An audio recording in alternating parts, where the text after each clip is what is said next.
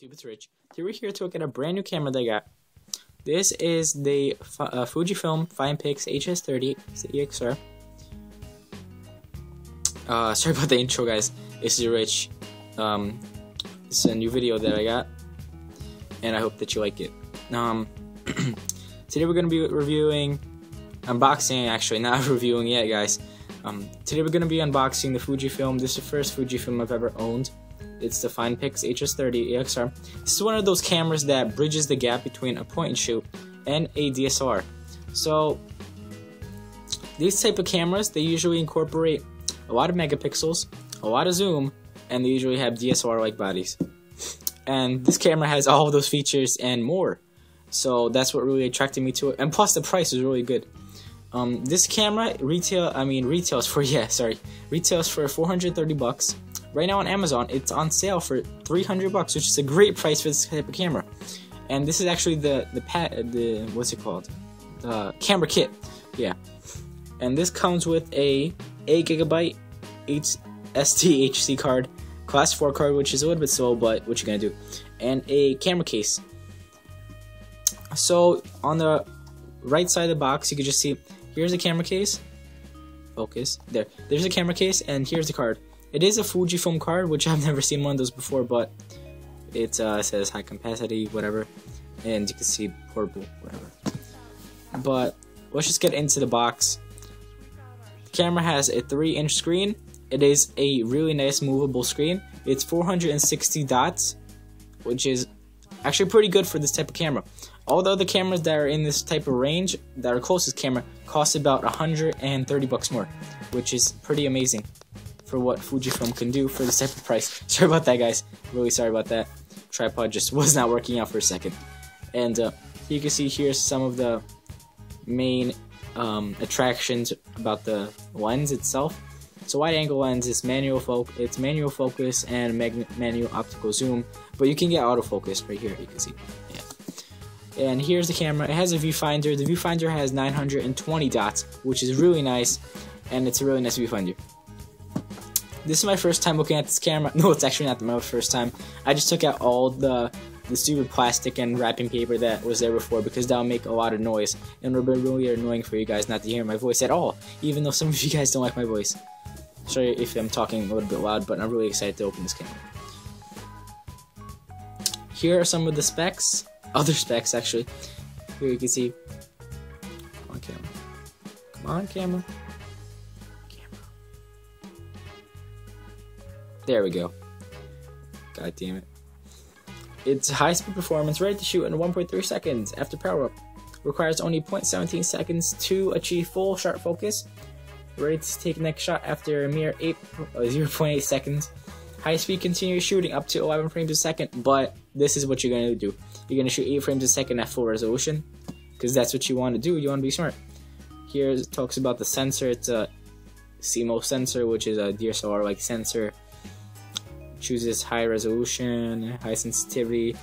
Heard this camera wasn't that impressive at higher ISO levels, but it's a $300 camera,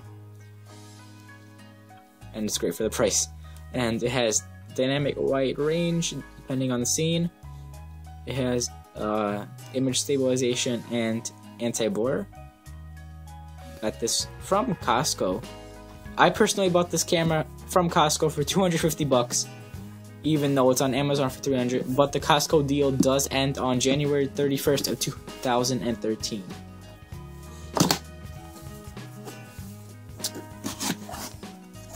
Oh, on the side of the box, it just talks about the zoom. 30x zoom. Digital zoom. Never use digital zoom.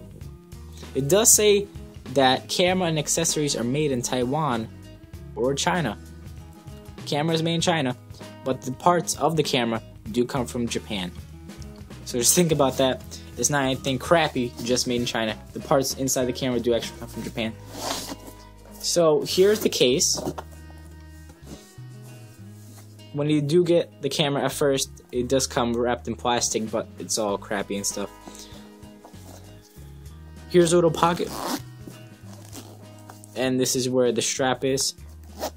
You can put memory cards and stuff in there. The strap attaches to this on both sides. There's a little flap covering the zipper, which is nice. It's really nicely padded. Here's where the camera goes, and right here, here's the strap to put the camera around your neck. It says Fujifilm on it. There's a lot of padding inside the case, and the camera does fit perfectly well in here.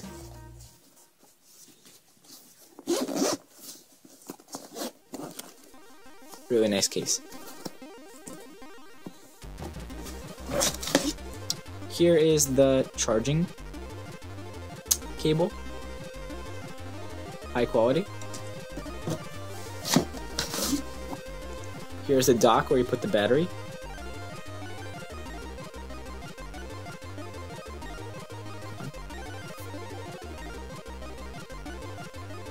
There you go.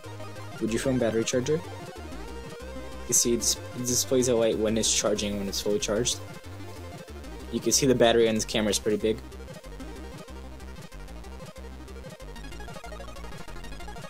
Here's some specs about the charger itself, if you want to read those. Not that interested in that myself. There's the actual box for the camera. There is the getting started guide, which does actually help you. Just move the box away. Here's the actual box for the camera. Here's the camera itself. It just talks about the same specs I already told you. Here's a better view of it. Here just outlines all the points of the camera. Just let you read this if you want to. There you go. Here's another image of the camera, just same thing. And then here is the serial number and stuff. Made in China. Not that fond of that, because I heard that all Fujifilm stuff is supposed to come from Japan, but I'm not sure. Here's the box for the memory card. It's already in the camera because I put it there. Here is the Fujifilm manuals and product registration, really important. And it does come with a CD for the. There's a CD in here. Sorry guys. Yeah, there it is. It's some software from Fujifilm. Never used it before, but this is my first Fujifilm camera. So what would you expect? Here is some AV cables. Pretty sure these are AV. Yeah, AV cables. Nice quality. Never opened it because I didn't care. HDMI. Here's a USB cable to. Not really sure what this is for because you could take a memory card out, but whatever. So here is the USB cable, maybe for upgrading the firmware or anything like that. And then fill it out of the box. Here is the, what's it called? I forget what it's called. Here's the. This is supposed to keep the sun away from the lens. But yeah, here it is. It just goes on the front of the camera. I'll show you how it works after. There's the camera. Here's the battery. Here you go. 1260 milliamps, which is fantastic. This is a gigantic battery. I read that this battery can take up to 600 photos before dying. There you go. But fantastic battery with this camera. A great point to buy this camera is the battery, because other cameras like this do come with crappy batteries, which you don't want. So. Here's the camera itself. But that guy's camera ran out of memory. But back, and here's the camera itself. It does have the lens cover on it right now. And I'll take it off just for you guys, because I'm special. Because you guys are special. Here's the ones. Read what it says.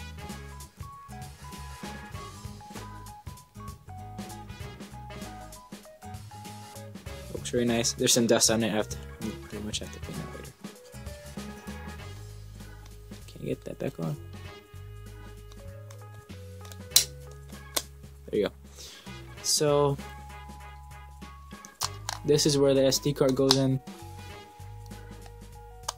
This is where the battery goes in.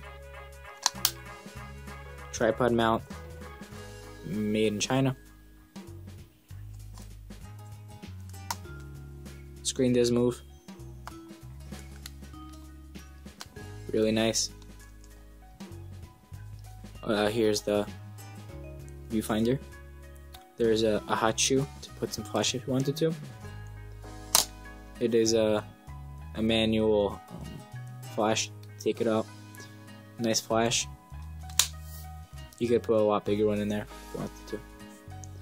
Here's all the buttons. This is ISO. This is I'm not sure.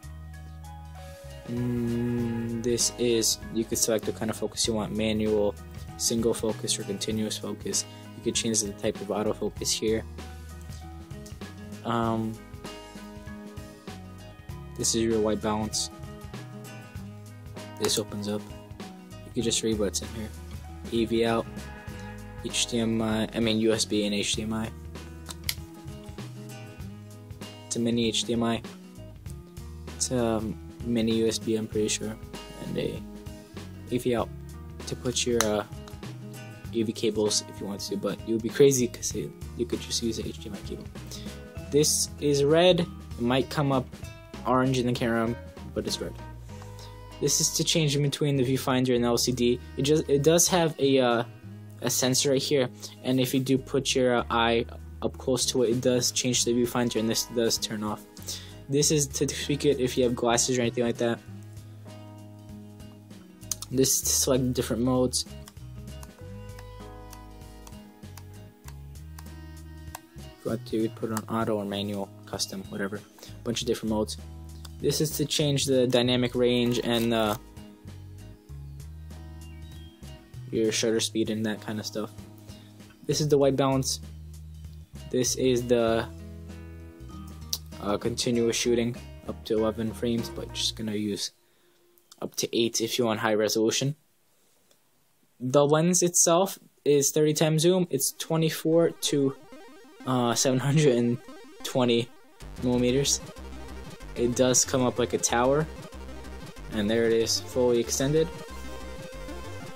The lens is about the size of the camera again, which is pretty crazy. Not sure why would you want so much zoom, but here's the manual focus ring.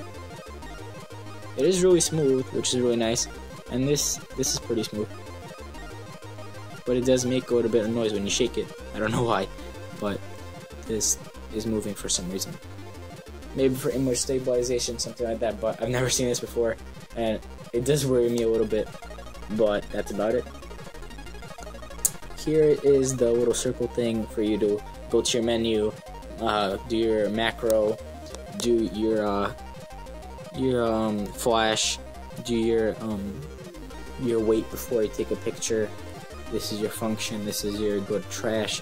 This is I'm not sure what this does yet, but it says AF lock, and here's your display. You can change the display settings. This is your playback, and it does have a really nice grip here. It is really comfortable to hold in the hand. It's not really small at all. It's actually a really nice size, and it is really comfortable. So thanks for watching, guys. This is pretty much all that I'm gonna look at during the unboxing. Oh wait, before I end this, I'm just gonna show you how to put the sun, because it did confuse me a little bit, and it doesn't explain that well in the manual. So to put this, a sunshade on, I forget what it's called, but to put this on, you just want to get this little